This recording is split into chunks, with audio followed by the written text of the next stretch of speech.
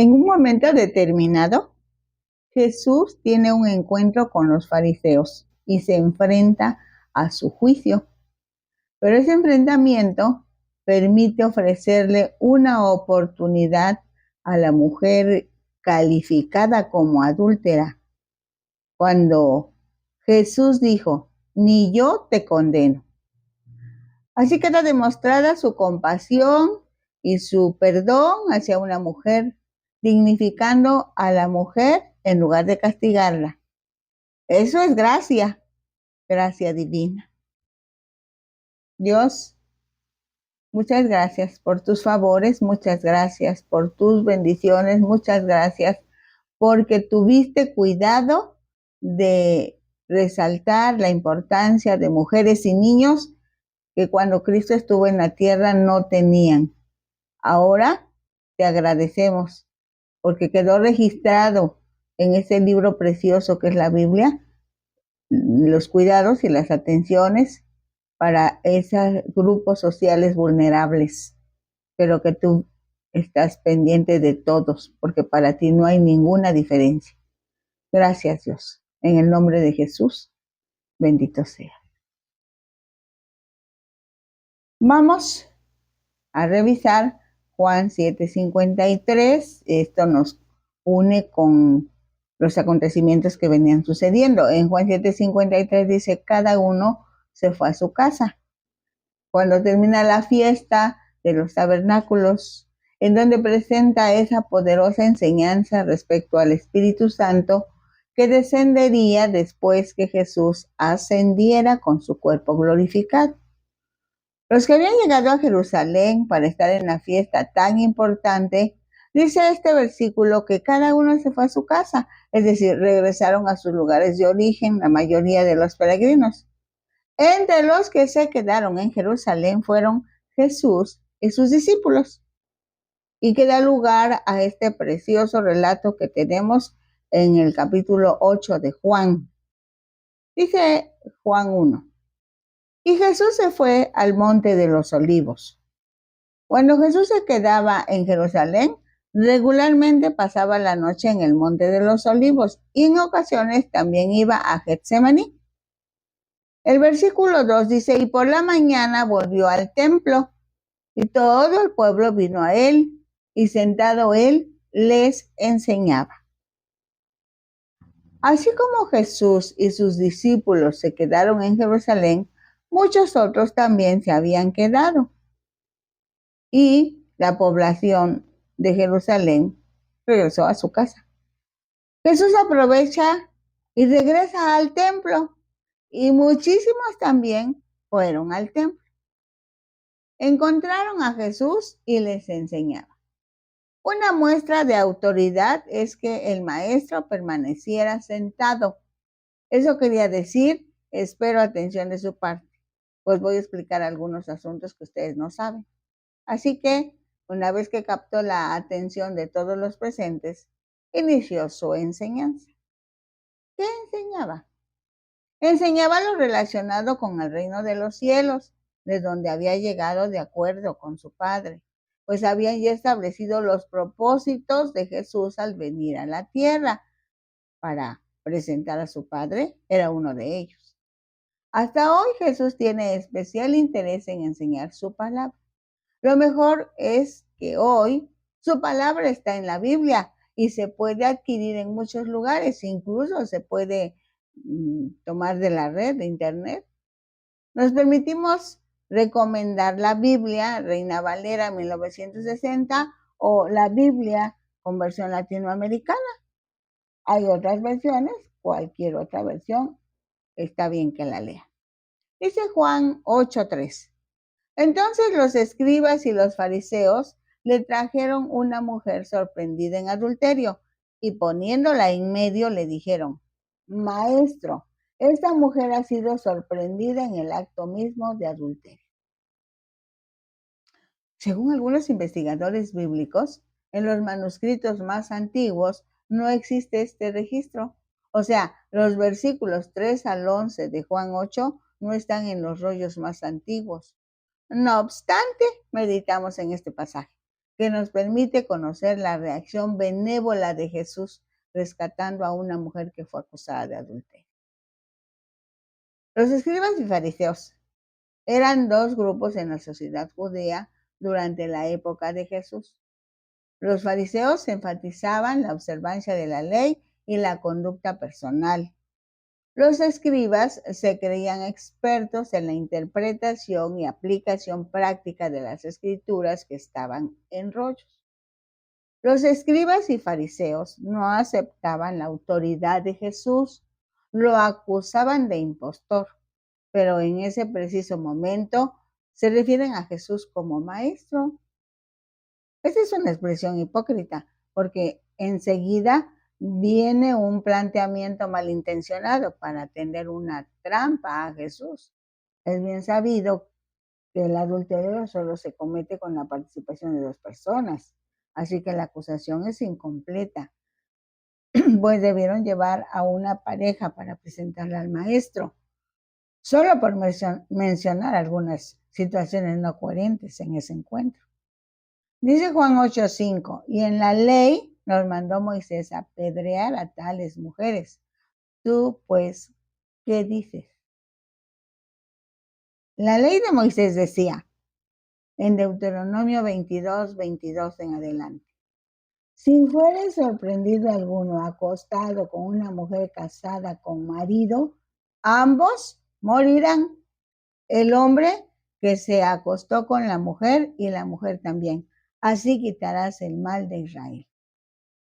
Si hubiera una muchacha virgen desposada, o sea, prometida, comprometida en matrimonio con alguno, y alguno la hallare en la ciudad y se acostare con ella, entonces los sacaréis a ambos a la puerta de la ciudad y los apedrearéis y morirán.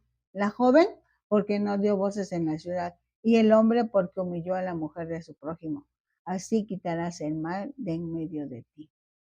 Mas si un hombre hallare en el campo a la mujer desposada y la forzare a aquel hombre acostándose con ella, morirá solamente el hombre que se acostó con ella.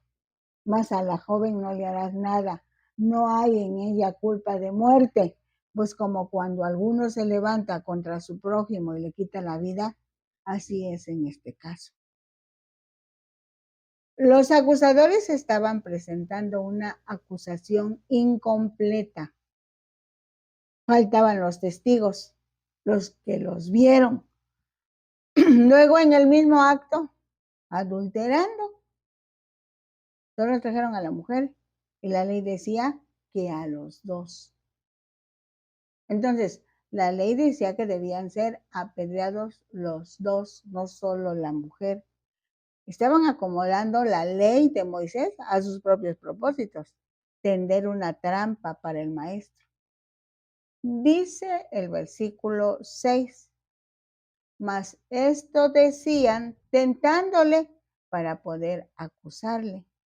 Pero Jesús, inclinado hacia el suelo, escribía en tierra con el dedo.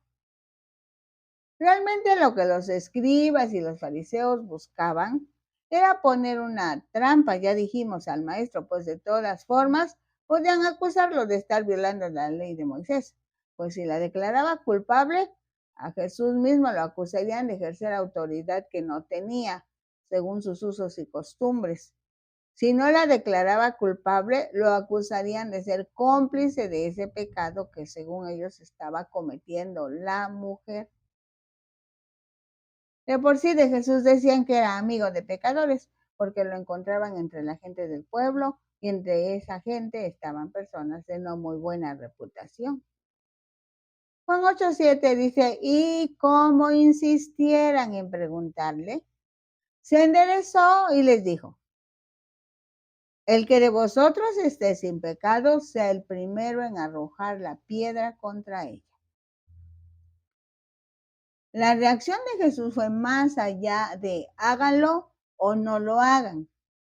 Jesús no violentó la ley de Moisés, por cierto, dijo, pueden echar piedras sobre ella hasta matarla, solamente que deben pensar si ustedes son tan rectos que tienen derecho de juzgar y castigar a los que están en pecado. estas palabras de Jesús los movió. Y también a nosotros nos mueve a la reflexión. ¿Alguien nos puso por juez? ¿Somos tan rectos que creemos que tenemos derecho de acusar, juzgar y castigar? Los que hicieron el planteamiento fueron los escribas y fariseos, precisamente los que estaban en autoridad entre los judíos, toda vez que aunque Roma los había conquistado, les permitió que siguieran su esquema de autoridad como pueblo judío. Solo les exigían a las autoridades de los judíos que evitaran los tumultos, la violencia, la insurrección, o sea, que mantuvieran al pueblo sujeto a sus propias leyes y que los romanos solo serían observadores de su diario vivir para evitar revoluciones o insurrecciones entre las personas que habitaban en esas regiones, pues era necesario someterse al César o emperador romano.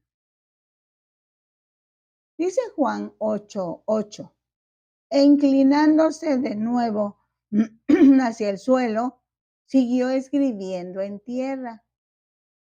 Con esta actitud, Jesús pone de manifiesto que en cualquier circunstancia de pecado se recomienda investigar, analizar, pedir dirección a Dios y cumplir con los propósitos divinos, ser empáticos, perdonadores, compasivos, dispuestos a dar una oportunidad más en cada momento y en cada caso. Pedirle a Jesús que nos ayude a conocer su voluntad y que nos ayude a obedecer. Dice Juan 8:9, pero ellos, al oír esto, acusados por su conciencia, salían uno a uno, comenzando desde los más viejos hasta los postreros, y quedó solo Jesús y la mujer que estaba en medio. Jesús redarguye su conciencia. Y como era de esperarse, los de mayor edad se dieron cuenta de lo que estaba pasando y se retiraron. Los de menor edad hicieron lo mismo. Juan 8:10 dice, enderezándose Jesús y no viendo a nadie, sino a la mujer, le dijo, mujer, ¿dónde están los que te acusaban? ¿Ninguno te condenó? Ella dijo, ninguno, Señor. Entonces Jesús le dijo, ni yo te condeno. Vete y no peques más. Jesús no condenó a la mujer acusada de adulterio, pero tampoco pasó por alto su pecado. Le dijo que abandonara ese pecado. Así que Jesús está dispuesto a perdonar cualquier pecado que haya en la vida de las personas, pero el arrepentimiento y la confesión implican un cambio en el corazón. Con la ayuda de Dios, podemos aceptar el perdón de Cristo y poner fin a las malas obras. No confundamos. Jesús no autoriza el pecado. Jesús no está de acuerdo con el pecado. Jesús está amando y dando oportunidad a los que pecaron. Pero tampoco es una oportunidad para estar pecando cada rato, para que el estilo de vida sea pecar y pecar. La escritura dice que los que están en Cristo tienen una nueva vida y ahora son una nueva creación, una nueva criatura, en donde el Espíritu Santo gobierna. Se ha revisado el actuar de Cristo en esta situación en particular, compasivo y perdonador. Se ha pensado en la mujer que fue encontrada en el hecho adulterando. Pero es necesario revisar el papel de los escribas, que son los conocedores de la ley, y de los fariseos, quienes se encargaban de comprobar que el pueblo cumpliera la ley. Entre los escribas y los fariseos, que el pueblo respetaba como autoridad, conviene ver cuál era su concepto de autoridad, porque ellos eran los expertos en cuanto a la ley y a la aplicación de la ley de Moisés. La aplicación era crítica y condenatoria. Ello explica por qué exigieron una respuesta afirmativa o negativa. La respuesta que exigían era sí, que se castigue a la mujer, o no, que no se castigue a la mujer. El que la autoridad se basara en la comprensión, el que el pecado, el que el objetivo pudiera ser restaurar al pecador, era inconcebible entre la gente de ese tiempo, sobre todo en los escribas y fariseos. Los escribas y fariseos pensaban que su función les daba derecho de estar por sobre todos los demás, como guardianes para detectar cualquier desviación de la ley y lanzarse sobre los culpables con un castigo severo, implacable, ejemplar. Nunca se les ocurría pensar que su autoridad supusiera la posibilidad de habilitar al pecador hasta hoy. Existen quienes consideran la función de autoridad como un derecho a condenar o un deber de castigar, pero no. En este y otros pasajes se descubre que la autoridad protege. La autoridad debe proteger a los que estén en una determinada situación o persona que represente autoridad. Lo que los fariseos no entendían. Por eso no estaban de acuerdo con la enseñanza de Jesús, quien demostró que toda autoridad se debe cimentar en la compasión, en la comprensión. Un principio para ejercer la autoridad es la protección. Una autoridad debe proteger a las personas que están bajo su autoridad y en ese sentido debe enseñar la palabra para prevenir. Si por alguna razón se comete una desobediencia, una infracción, un pecado, la autoridad debe de comprender o tratar de comprender la fuerza de las tentaciones que indujeron al pecador a practicar el pecado y la seducción de las circunstancias que le presentaron el pecado tan atractivo. Ninguna persona puede juzgar a otra a menos que trate de comprender lo que la persona que pecó experimentó antes de cometer el pecado, o en otras palabras, lo que lo llevó a pecar. Más de uno tiene un ejercicio de autoridad, como por ejemplo los papás, el jefe de taller, el profesor en la escuela, el director, el gerente, el pastor, el diácono, autoridades civiles, militares, en los deportes, en las ciencias, en las artes. En cualquier caso se debe tener presente este principio. La autoridad debe proteger y luego en la protección está la enseñanza, porque cuando estos aprenden, tienen elementos para tomar decisiones. El segundo principio de la autoridad es la posibilidad de restaurar al culpable. Una autoridad que solo castiga la infracción de la ley no es autoridad, pues cualquiera que solo piense en sancionar ha fracasado. Por eso las cárceles no sirven de mucho.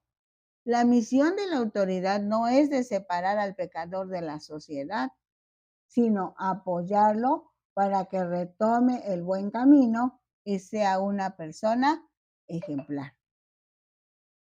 Dios, que es la autoridad máxima, a través de Jesús, enseña que la autoridad que se basa en el amor, el respeto y la comprensión consigue las transformaciones en el ser humano. En este pasaje, Jesús enseña el ejercicio de la compasión, la misericordia, la empatía. Enseña a entender la fragilidad del ser humano y por fin la restauración por haber otorgado el perdón. Hablando del perdón, que es otro aspecto difícil de practicar, pero indispensable entre la gente del reino de Dios, es necesario perdonarse a sí mismo perdonar a los que han hecho daño o nos han hecho daño y continuar en el crecimiento de la fe en Cristo. En este pasaje se destacan dos expresiones de Jesús. Una expresión es: el que de vosotros esté sin pecado, sea el primero en arrojar la piedra contra ella. Da lugar a una reflexión personal, dijimos, sobre qué autoridad tengo para calificar a otra persona. ¿Qué intenté antes de que llegara a esos extremos de pecado? ¿Qué debía haber realizado antes de que estuviera en esa condición? ¿Cómo aplico el amor de Dios que está en mí en este caso específico? ¿Hasta dónde aplica la empatía en esta situación particular? Otra expresión de Jesús fue: ni yo te condeno, vete, pero no peques más. Hace pensar que si bien el único que perdona pecados es Dios, también el que está otorgando una nueva oportunidad al que cometió un agravio está ofreciendo su propio perdón, pero no está aceptando la conducta pecaminosa o no debe aceptar la conducta pecaminosa. Debe estar seguro que algo muy importante es el ejercicio de la voluntad en el ser humano, que debe apelar a la voluntad del otro a fin de que la vida en Dios sea para disfrutarse esa relación que alguna vez había sido quebrada, pero que por medio del amor y del perdón puede ser restablecida para asegurar una vida victoriosa. La oferta es: si está arrepentido, ni yo te condeno, vete y no peques más. ¿Te parece? ¿Qué te parece? Medítalo y actúa.